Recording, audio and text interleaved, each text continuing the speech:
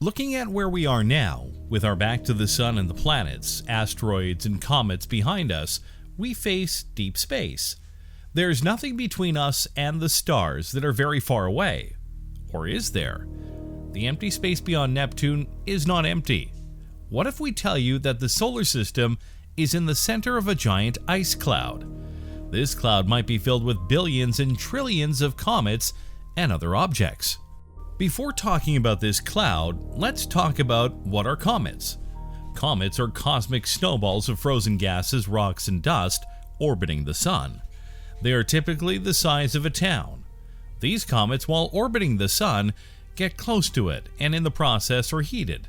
Upon heating, they emit dust and gases into a giant glowing head. The dust and gases form a tail that stretches away from these for millions of miles. There are two main classes of comets: short-period comets, also called elliptical comets, and long-period comets. Short-period comets are generally accepted to have emerged from either the Kuiper belt or the scattered disk, which are two linked flat disks of icy debris beyond Neptune's orbit at 30 AU, and jointly extending out beyond 100 AU from the Sun. Short-period comets have an orbital period of less than 200 years and orbit the Sun in the same plane as the planets. Long-period comets have tilted and wildly elliptical orbits and appear from every direction in the sky. Their orbits last for thousands of years. The orbits of comets within the Kuiper belt are relatively stable, and so very few comets are thought to originate there. The scattered disk, however, is dynamically active and is far more likely to be the place of origin for comets. Comets pass from the scattered disk into the realm of the outer planets, becoming what are known as centaurs. These centaurs are then sent farther inward to become the short-period comets. There are 3,364 comets discovered so far. But there is a problem here. Comets lose material and burn up when they fly by the sun and melt in the spectacular process, which creates those gorgeous tails. After an interval of time, comets disappear, and yet new comets keep coming. It's been nearly 4.5 billion years to our solar system's birth, and yet these comets are still appearing from nowhere. So where are they coming from? And what makes them come towards us? This was a very puzzling question back in the mid-20th century. It was first theorized and solved by Dutch astronomer Jan Oort in 1950. He was also the first person to find the evidence for dark matter. He also found the distance of our solar system from the center of our Milky Way. To understand what he proposed, let's go a bit back in time, about 4.5 billion years back. Let's observe our solar system, coalescing out of a flat disk of material around the sun. The inner planets were warmer, smaller, and rocky, while the other planets were in a region that was freezing and grew huge. As this part of the solar system was chillier, water came in the form of ice mixed with dust and other stuffs. These pieces would then collide and stick together, and in the process, they grew bigger. So after the planets formed, the region in which they were formed still contained lots of these leftover chunks of ice and stuff called planetesimals. Planetesimals formed the same material as the planets did. But those outer Jovian planets, they had a lot of gravity, and any piece of chunk that got too close to them were either assimilated in them or got thrown into highly eccentric orbits. They were either thrown towards the sun or flung out into deep space. Trillions upon trillions of such ice balls got tossed around by the planets. These small chunks with a very little gravity pulled on the heavy planets, and the planets did the same. Though the gravitational pull of these small chunks of ice was not much, but after trillions of these encounters, it accounted. So the overall effect of all these encounters was that the Saturn, Uranus, and Neptune moved outwards, and Jupiter moved inwards. As Neptune was moving outwards, it had a lot of encounters with these ice chunks and flung them into wild elliptical and tilted orbits. This shuffling and moving of the outer planets is what caused the late heavy bombardment in our solar system. Today, there are three distinct populations of these objects. One is a region called the Kuiper belt, named after the Dutch astronomer Gerard Kuiper. Comets in this belt have a stable orbit aligned with the planets. The Kuiper belt starts from beyond Neptune's orbit, extending for about 4.5 to 7.5 billion kilometers from the Sun. The second region is called the scattered disk, containing of those icy chunks that were flung into wild elliptical orbits by Neptune. It overlaps the Kuiper belt and extends for a distance of about 150 billion kilometers from the Sun. Finally, outside these two regions, there's a spherical cloud of these icy objects starting at roughly 300 billion kilometers and 65 times farther out than Neptune, and extends out to a distance of almost a light year. We call this the Oort cloud, named after Jan Oort. Oort cloud is the origin of long-period comets. In short, gravity from the planets shoved many icy planetesimals away from the Sun, and gravity from the galaxy likely caused them to settle in the borderlands of the solar system, where the planets couldn't perturb them anymore. And they became what we now call the Oort cloud. The outer Oort cloud may have trillions of objects larger than 1 kilometer, 0.62 miles, and billions with absolute magnitudes brighter than 11, corresponding to approximately 20 kilometer, 12-mile diameter, with neighboring objects tens of millions of kilometers apart. Its total mass is not known, but assuming that Halley's Comet is a suitable prototype for comets within the outer Oort cloud, roughly the combined mass is 3 times 10 to the 25th power kilograms, or 6.6 times 10 to the 25th pound, or 5 times that of Earth. Earlier, it was thought to be more massive, up to 380 Earth masses, but improved knowledge of the size distribution of long-period comets led to lower estimates. No known estimates of the mass of the inner Oort cloud have been published. Pluto was the first Kuiper belt object to be discovered. After 6 years, in 1992, QB1 was discovered, and we have discovered after that a lot of Kuiper belt objects.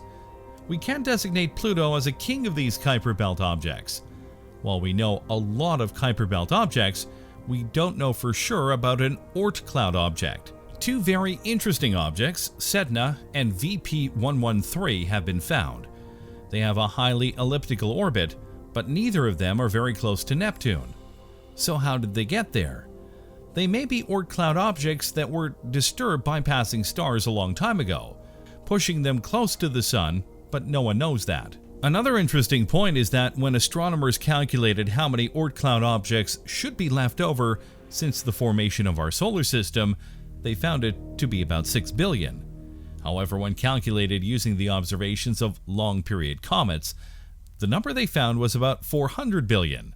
That was a big miscalculation they did. One idea about this was that there might be alien comets in our solar system from another solar system stolen by our Sun when it passed near other stars.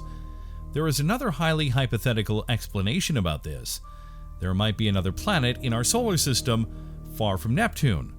Many long-period comets coming towards us are not random. Instead, they have their orbits aligned in such a way that looks like a distant planet disturbed them. Some of the Kuiper belt objects are also aligned in a similar way. This potential planet could be 10 times the size of our Earth, but we can't say for sure that there is a planet out there or not. We haven't been able to explore this region of our solar system. It's very far from us and also very huge. So huge that you could hide an entire planet out there and it would be difficult to find. We have to discover these realms and verify our facts with the help of every mission we could. Space probes have yet to reach the area of the Oort cloud. Voyager 1, the fastest and farthest of the interplanetary space probes currently leaving the solar system, will reach the Oort cloud in about 300 years, and it would take about 30,000 years to pass through it. The other 4 probes currently escaping the solar system either are already or are predicted to be non-functional when they reach the Oort cloud. However, it may be possible to find an object from the cloud that has been knocked into the inner solar system. In the 1980s, there was a concept for a probe to reach 1,000 AU in 50 years called Tau. Among its missions would be to look for the Oort cloud. In 2014, announcement of opportunity for the Discovery program with an observatory to detect the objects in the Oort cloud and Kuiper belt called the Whipple mission, was proposed. It would monitor distant stars with a photometer, looking for transits up to 10,000 AU away. The observatory was proposed for halo orbiting around L2, with a suggested 5-year mission. It was also suggested that the Kuiper observatory could have been capable of detecting objects in the Oort cloud. The Oort cloud, a stepladder for the colonization of outer space. We would never make it. One would be inclined to say, resign ourselves.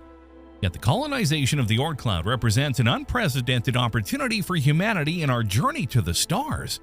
Not only does it offer us the chance to explore new worlds and deepen our understanding of the universe, but it also brings us closer to the ambitious goal of reaching the nearest star. We will explore why the progressive colonization of the Oort cloud would be beneficial to our species and analyze the technological steps needed to make this dream a reality. The most widely accepted hypothesis is that objects in the Oort cloud initially coalesced much closer to the Sun as part of the same process that formed the planets and minor planets, but that gravitational interaction with young gas giants such as Jupiter then regulated them to the distances at which they are now. But perhaps the Sun did not form as a solitary star. According to the most widely accepted theories of the day, the Sun may have captured a large number of small icy bodies from the stars to which they belonged when it was still part of a fledgling cluster of stars, thus creating its own huge envelope of cometary nuclei. In fact, our star is believed to have formed at the same time as hundreds of other stars closely packed within a gas cloud. This new model shows that subsequently the Sun would have gravitationally captured a vast cloud of comets as the young star cluster dissipated. If true, the Oort cloud would contain a hodgepodge of material samples from a large number of the Sun's close relative stars, and it could be concluded that more than 90% of comets from the cloud could have an extrasolar origin. This hypothesis could open up truly suggestive scenarios for what concerns the human exploration of the region, which could turn from an almost impossible target into the high road to the stars, or at least to the nearest star. It is true that the Oort cloud is thousands of times as far away as the Kuiper belt, just as it is also true that Voyager 1, the fastest and farthest of the interplanetary space probes currently out of the solar system, will reach the nearest edge of the cloud in only about 300 years, and then it will take at least 30,000 years to cross it. However, the idea is gaining ground among space travel experts that the Oort cloud could become for humankind much more than a destination worth exploring. Indeed, in that gigantic agglomeration of icy worlds, the most visionary minds are glimpsing the possibility of using the cloud as a kind of stepladder on which to climb one step at a time to get to the stars and extrasolar planets. It has already happened with the Moon. If our species had not had at its disposal that convenient platform with a view of the cosmos represented by a natural satellite, we could hardly have dreamed of arriving on Mars today. Without that convenient stepping stone, we certainly would have never have remotely thought we could make a single leap from Earth to the Red Planet. The chasm would have been psychologically too great. And the same thing is now happening with the Oort cloud, stretching out into outer space until its peripheral comets are almost confused with those of Alpha Centauri. Back in the late 1990s, following this insight, astronomer Carl Sagan imagined that over time there would be human settlements on the asteroids of the Kuiper belt, and then among the comets of the Oort cloud, and that one day humans would be able to settle on these small worlds and redirect and maneuver them to use them as spaceships to eventually leave the solar system and set sail for the stars. British physicist Freeman Dyson also suggested in his writings that within a few centuries, human civilization would move into the Kuiper belt and then make the great leap to the Oort cloud, first to reach the innermost comets, and then, as happened in the past for the colonization of a large archipelago of islands, from comet to comet, they would reach the outer edge of the cloud. And from there, where the cometary highs of the Sun and Alpha Centauri almost merge, make the final leap. The colonists, according to Dyson, would have been able to settle in small groups inside large caves dug inside the icy cores, exploiting nuclear fusion. But now we don't want to venture on the basis of what technologies we will be able to do this. These are, of course, projects to be carried out on the scale of centuries. So any fantasy we have about them would undoubtedly be outweighed by the reality of a still very distant future. Many people believe that interstellar travel is impossible, but perhaps not. It is just incredibly difficult to achieve, exactly as a flight to Mars would have appeared to Christopher Columbus and other navigators 500 years ago. In fact, amazingly, the ratio of Earth, Mars, and Spain-Caribbean distances is 80,000 to 1, roughly identical to the ratio of Earth Alpha Centauri to Earth-Mars distance. Therefore, if it has taken 500 years since the time of Columbus for the development of the technology that is enabling us to get to Mars, then why not think that in another 500 years we will have already colonized the entire solar system and are about to bring our colonies to the Oort cloud as well? In the cloud, the average separation between comets is about 20 AU. The Voyager probes took 9 years to travel a comparable distance, so obviously our colonists in the outer solar system will want something much faster. Solar sail-based methods obviously won't work well that far out, which leaves nuclear power as the only viable option. The nuclear thermal rockets we could build now could cut travel times in half, down to a few years. More advanced models could achieve further reductions. Nuclear pulse propulsion, on the other hand, can easily reach 1% of the speed of light, or so even with early versions of the technology, which might not be enough for a viable interstellar mission, but is more than enough to move through the Oort cloud. A displacement of 20 AU using a constant acceleration of 1g would take only 12 days at a maximum speed of 1.8% of the speed of light. This would make intercolony travel fairly easy and would become the dominant spaceflight technology in the outer solar system. The same nuclear pulse propulsion that can propel a ship at 1% of the speed of light could propel an entire colony, including the comet, at the same speed. At that speed, Alpha Centauri could be reached in 430 years. At 5% of the speed of light, which would require more advanced technology, Alpha Centauri could be reached in 86 years. Generational timescales would be required to undertake such a slow boat journey, but even at more normal speeds and normal colonization rates, eventually the Oort cloud civilization would expand so much that the front line of colonization would be closer to another star than to the Sun. From there, perhaps over many centuries, their descendants will slowly migrate inward into a new solar system. In this way, human civilization could expand, very gradually, to the stars, even if no dedicated manned interstellar mission is ever launched. This opens the next phase of the final frontier, and that of other solar systems beyond our own. The last frontier of the solar system, the Oort cloud, will eventually prove to be a mere stepping stone to a wider universe of possibilities.